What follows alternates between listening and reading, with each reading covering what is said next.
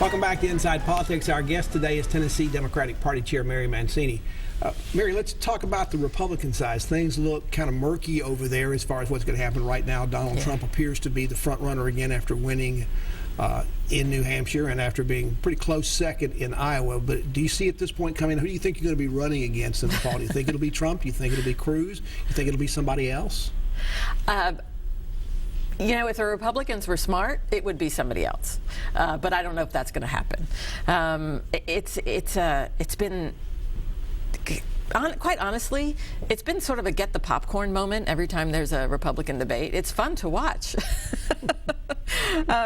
You know, I got to tell you, I was a big fan of The Apprentice, and then The Celebrity Apprentice came on, and I was like, wow, this show can't get any better. You know, good reality TV. What's going on the Republican side right now is just a bad reality TV show. It's getting to be too real for you?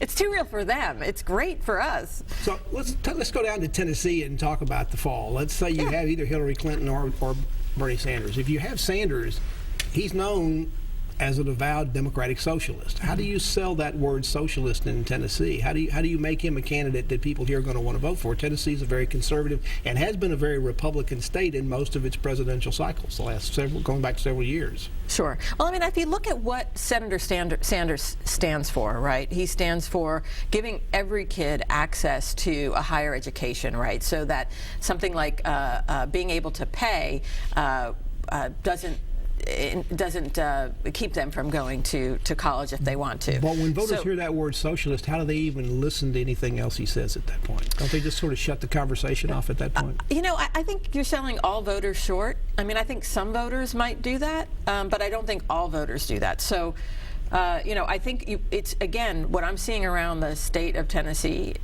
in the primary is Senator Sanders and Secretary Clinton and their supporters having a real vigorous debate on actual substantive issues that matter to the people of the state and to the people of the country. Now, for Hillary Clinton, she carried Tennessee 8 years ago against Barack Obama in the election in 2008 in the presidential preference primary here.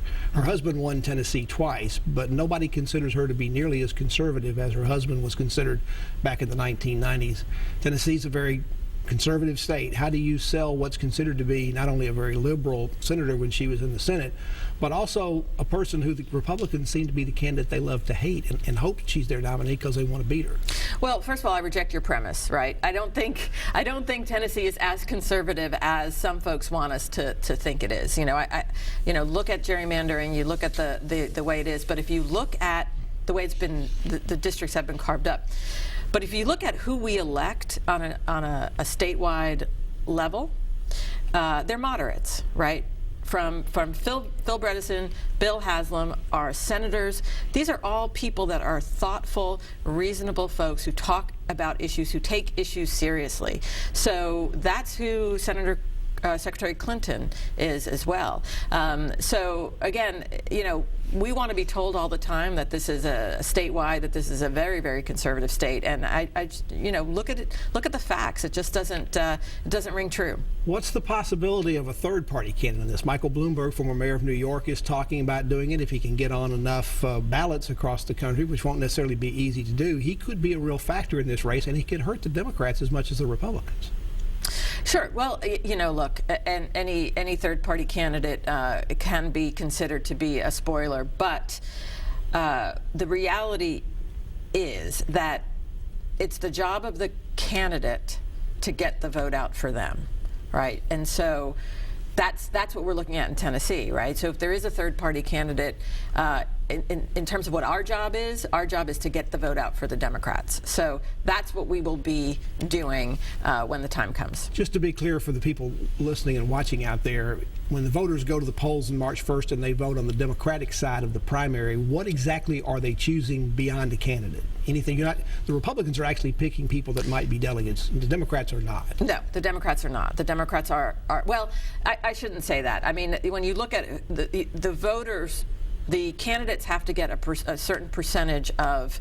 I think that's 15% for the 15%, right, in order to get delegates at the convention. So they're not they're not doing what the Republicans are doing, which is directly electing their delegates, but they are electing the percentage of delegates that they get that will go to the convention. You're likely to be a delegate in one form or another for this convention? Oh, absolutely. Now, if you're a superdelegate, will you go pledged to somebody at that point, or because you're a superdelegate, will you go sort of unpledged, although usually leaning towards whoever is considered to be the likely nominee? I'll go unpledged until the nominee is announced. Do you have any problem at this point casting your ballot on the first ballot, or any of the ballots for either one of these two candidates? No, I do not have a problem at all. I think they're both great candidates, and I think, again, even if you look at the debate that happened this week on the Democratic side, and you look at any of the debates that happened on the Republican side, what our two candidates are doing, they're having an actual discussion about serious issues that affect the American people and affect the people in Tennessee, right? That's what they're doing, and that's why I would have no problem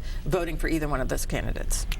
There is a possibility, because of the investigation that has been going on for Secretary of State. I do that all the time, too. Well, she's had a number of jobs, so sometimes it's easy to give the wrong title from at least get a little bit out of order. Right.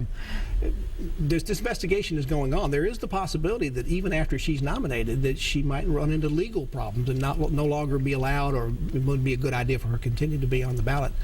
Do the Democrats not have enough to choose from? Should they have somebody else in the wings in case they need somebody for this? I mean, you don't want to be left without a viable candidate. Look, I have been a Democrat all my life, and I have seen what has happened to the Clintons for a very long time, which is investigation after investigation after investigation, and every time it comes out at the end that there's nothing to it. And you think that'll be the case here? Yes. Absolutely. Mary Mancini is our guest. She's the Democratic Party chair here in Tennessee. Back to continue our conversation. We'll get over to the legislature in this next segment. Be back with us just a minute on Inside Politics.